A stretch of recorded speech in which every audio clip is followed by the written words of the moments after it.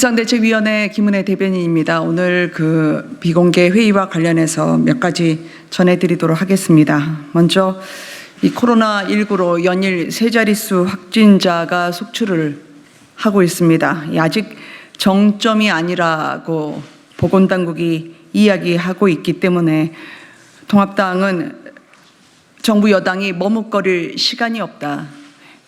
이 4차 추경 재난지원금에 대해서 조속히 결정을 내려줄 것을 촉구합니다. 무엇보다 자영업자 그리고 소상공인 폐업 위기에 몰리고 있습니다. 특히 전에 없는 피해 확산으로 국민들의 시름이 깊어지고 있습니다.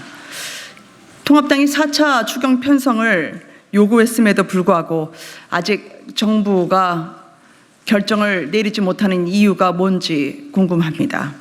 대통령 역시 추경에 절차가 필요해도 그 시간이 많이 걸린다는 취지로 이야기했기 때문에 이 회의적인 태도, 즉 민생을 위해서는 이렇게 결정을 주저할 이유가 없다고 생각을 합니다.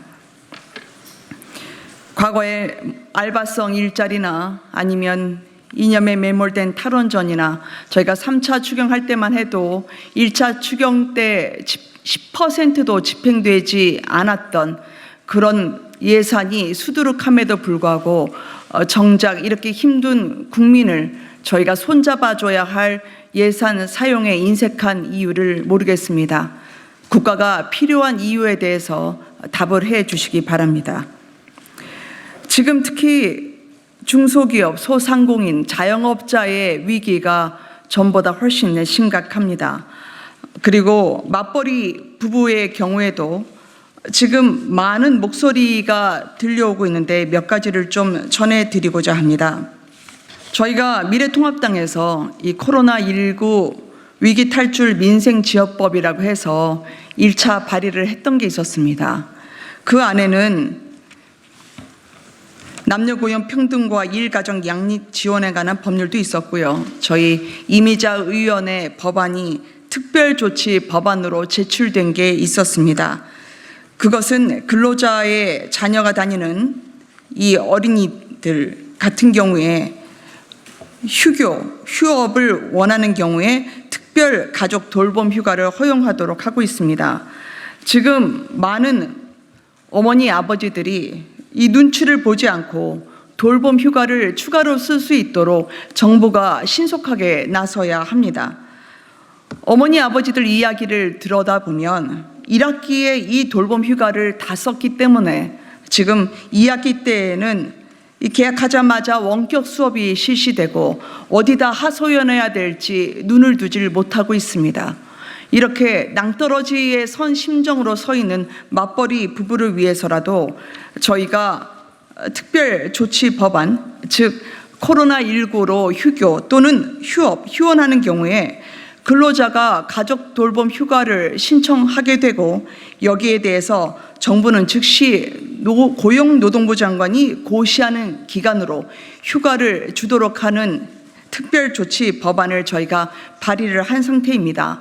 정부 지원으로 유급 휴가를 원칙으로 하고 있습니다. 우물쭈물할 때가 아니라고 생각합니다.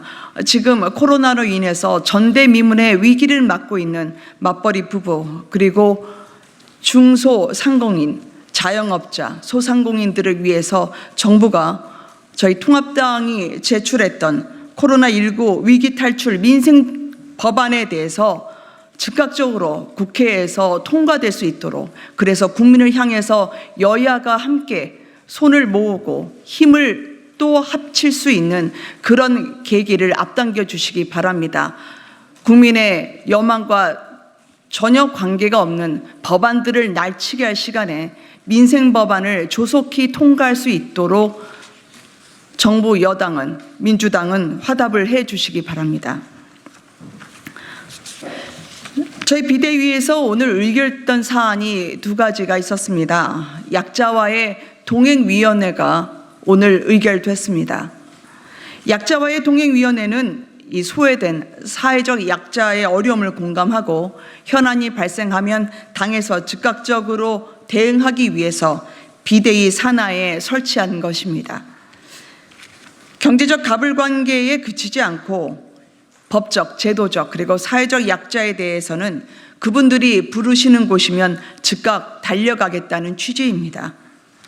현장을 확인하고 그리고 시스템 개선을 하며 법적 조력, 입법으로 연계될 수 있도록 저희가 도와드릴 예정입니다. 위원들은 사실 그동안 당에서 신청을 받았습니다. 그런데 현역 위원들이 무려 30명 넘게 신청을 했기 때문에 원외 인사까지 그리고 전문가까지 함께 한다면 50명 정도 선이 되지 않을까 저희가 생각을 하고 있습니다. 위원장으로는 김미애 비상대책위원이 선정이 됐습니다. 그리고 어제 말씀드렸던 이 통합당의 코로나19 대책 특위의 신상진 전 의원도 오늘 위원장으로 의결이 됐음을 알려드립니다. 저희가 감염병 예방 및 관리에 관한 법률, 그다음에 약관 규제에 관한 법률, 농업 농촌 및 식품산업 개선법, 이건 이제 학교에서 무상급식이 감염병 등의 원인으로 중단되면 취약계층에게 식품 구입을 지원하는 겁니다. 말씀드렸던 상가 건물 임대차 보호법, 그리고 코로나19 위기 극복을 위한 특별조치법, 이미자 의원의 법안까지 참고 자료로 저희가 배포해 드리겠습니다. 민주당이 무엇보다 다른 정쟁보다 민생 법안을 조속히 통과시켜 줄 것을 촉구하는 차원에서 거듭 말씀드립니다. 당면과 관련해서 마지막으로 말씀을 드리고자 합니다. 지난 13일부터 21일까지 당면 공고가 이루어졌습니다. 16,941, 무려 17,000명에 달하는 분들이 통합당 당면 공고에 함께해 주셨습니다. 과거와는 다른 세 가지가 있었습니다. 첫 번째는 전에 없던 참여율입니다. 2012년 여당 시절에는 만여 건 정도에 불과했는데, 그리고 2017년 자유한국당 시절에는 5,800건 정도였습니다. 이번에는 새로운 당명 공모에 약 17,000건의 상당히 폭발적인 화답을 해 주셔서 감사드립니다. 저희가 더 갈 길이 멀지만요. 두 번째는 진지하고 간절한 바람을 읽을 수가 있었습니다. 보통은 이렇게 장난성으로 보내주실 때도 있는데 거의 없었습니다. 그리고 세 번째는 새로운 형태의 신선한 접근을 국민분들이 먼저 제안해 주셨습니다. 예를 들면 단순한 명사형이 아니라 함께라는 부사형, 또 늘푸른과 같은 형용사형, 게다가 위하다라는 동사형까지 곁들여져서 다양한 형태의 당명을 파격적으로 제시해 주셨습니다. 구나 절, 문장형도 있었습니다. 다 함께 희망으로 등등의 그런 당명이었습니다. 저희가 이 집중적으로 당명으로 선택해 주신 키워드를 분석을 해봤습니다. 가장 많은 분들이 무려 5명 중 1명꼴로 3,328건의 1위로 국민이 선택이 됐습니다. 그러니까 국민이라는 말을 가장 많은 키워드로 올려주신 겁니다. 두 번째가 자유, 세 번째가 한국, 네 번째가 미래였습니다.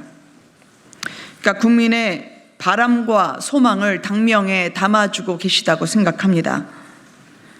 기타로는 우리, 함께, 행복, 희망 등이 있었습니다.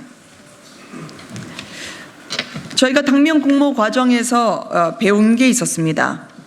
총선 참패 후에 통합당의 변화, 그리고 쇄신의 움직임에 대한 국민의 체감도가 함께 올라가고 있어서 감사드립니다. 저희에 대한 채찍으로 읽고 있습니다. 합리적이고 건강한 정치 세력으로 재건되는 과정에 그래도 힘을 주시고자 자발적으로 참여해 주신 분들께 감사드립니다. 이렇게 서로의 국민과 통합당 간의 신뢰가 회복되는 과정에 이 공모가 있었다고 생각합니다. 또 우리의 고유 자산, 가치의 일관성은 유지하면서 끊임없이 시대 변화에 발맞춰 나가라는 유연성에 대해서 국민분들이 엄중하게 요구하고 계신 거라 생각합니다. 국민이 원하는 길, 그리고 그 새로운 길에 저희가 따라가겠습니다. 변화와 혁신으로 재배치될 수 있도록 노력하겠습니다. 새로운 당명은 저희의 의견 수렴, 즉 의원 통회라든지 이 확정 절차를 밟아서 다음 주에는 말씀드릴 수 있도록 노력하려고 합니다.